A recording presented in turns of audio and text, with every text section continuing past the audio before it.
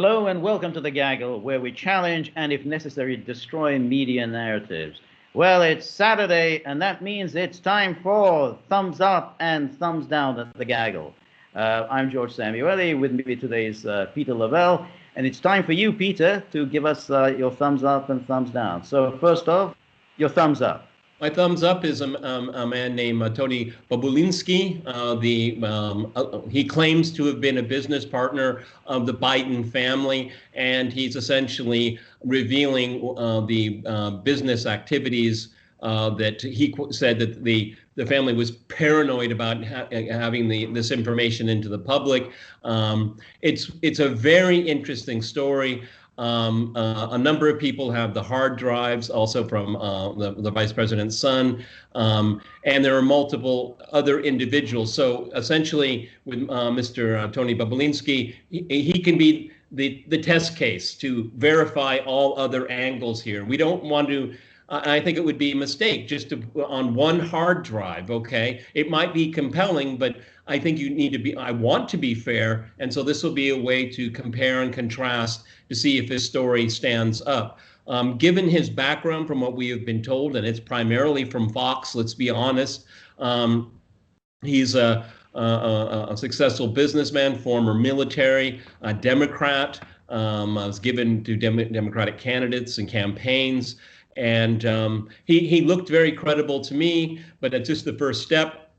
Apparently he was going to, I think yesterday or even today, he was going to go in front of Congress, but the FBI wanted to talk to him first. So maybe early next week he will make some kind of public statement. I don't know if it'll be behind closed doors or not. He's not a former government official, so I don't see the reasoning of it here.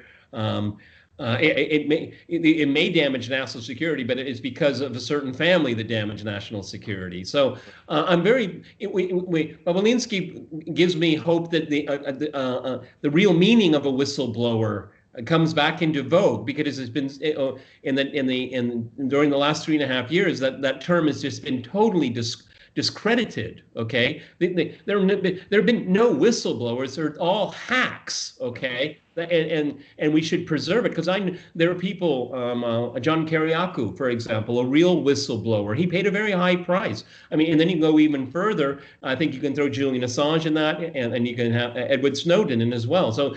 And others. Okay, so let's get back to what it's supposed to mean, and let's watch it, and let's be dispassionate about it. I'm not rubbing my hands. I want to know. We've heard a number of storylines. I want to see if they all line up.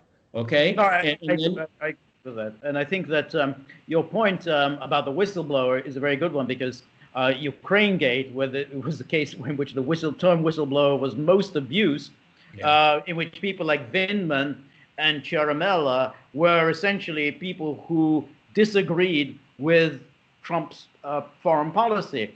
Now, that is exactly what the whistleblower statute was not supposed to be about. You don't have protection that you don't for disagreeing with the government policy.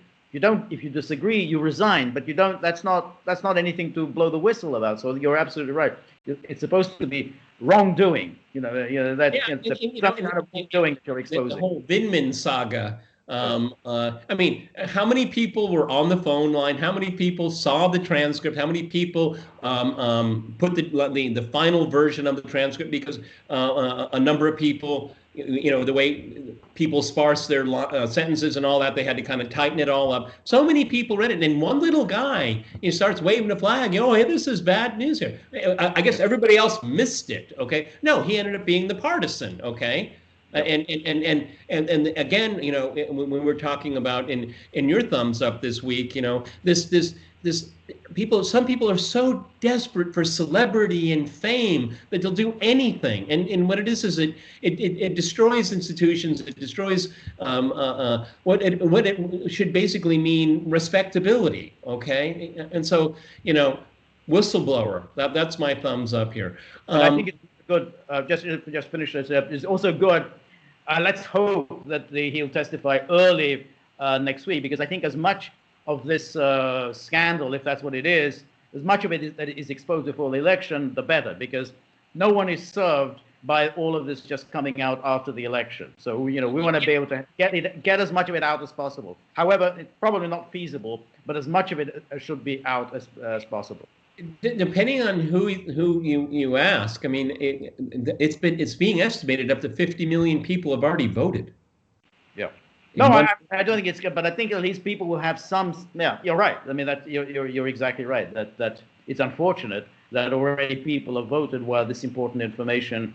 I mean, it's a good argument against early voting. I think early voting is a completely wrong way to.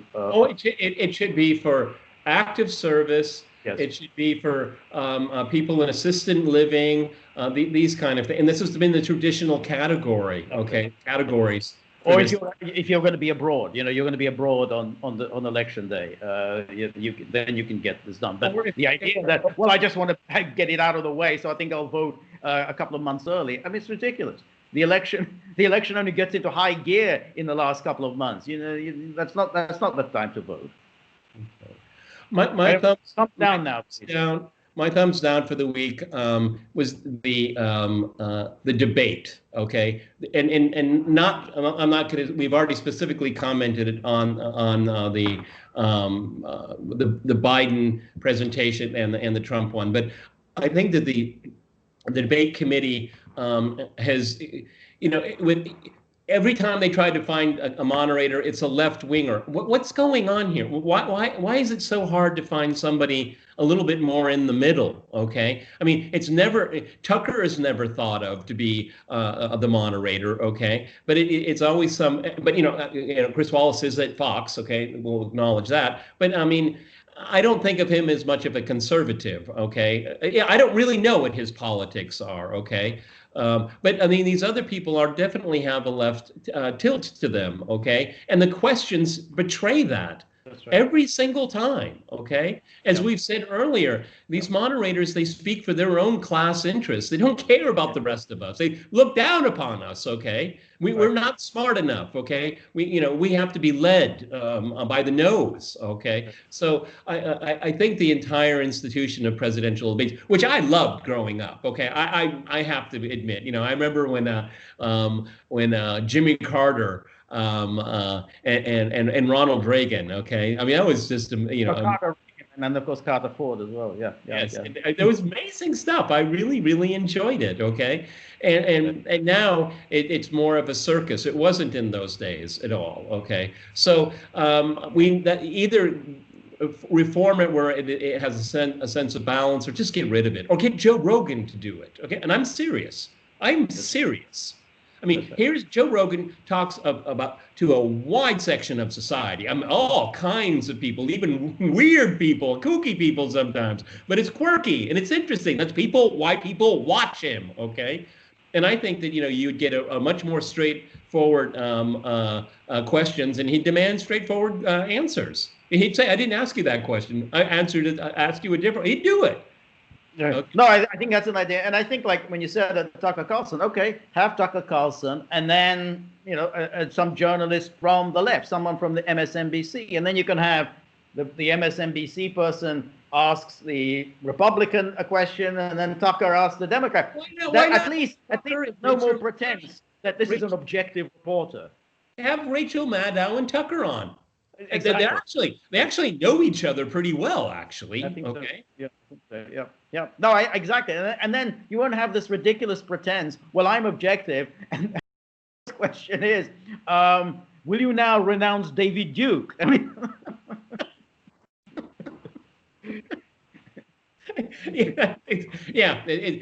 Everything is always very loaded here. We kind of mentioned Jeffrey Toobin in yours, just on the aside. Well, obviously is a thumbs down, but for reasons that are a bit different. The hypocrisy surrounding it. Okay, he's taken time off. He has some personal issues. When something like that, and God forbid, happens to a conservative, you just run out of town. Okay. And the hypocrisy of it all, okay? There should be one standard, okay?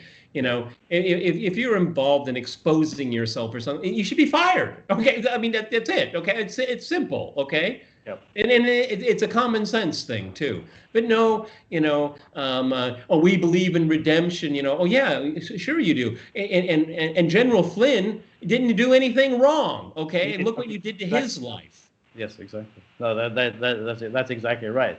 And while it's fine to be humane, I mean, no one really wants to dump on someone who is down. Made a bad mistake. Okay, it's a bad thing.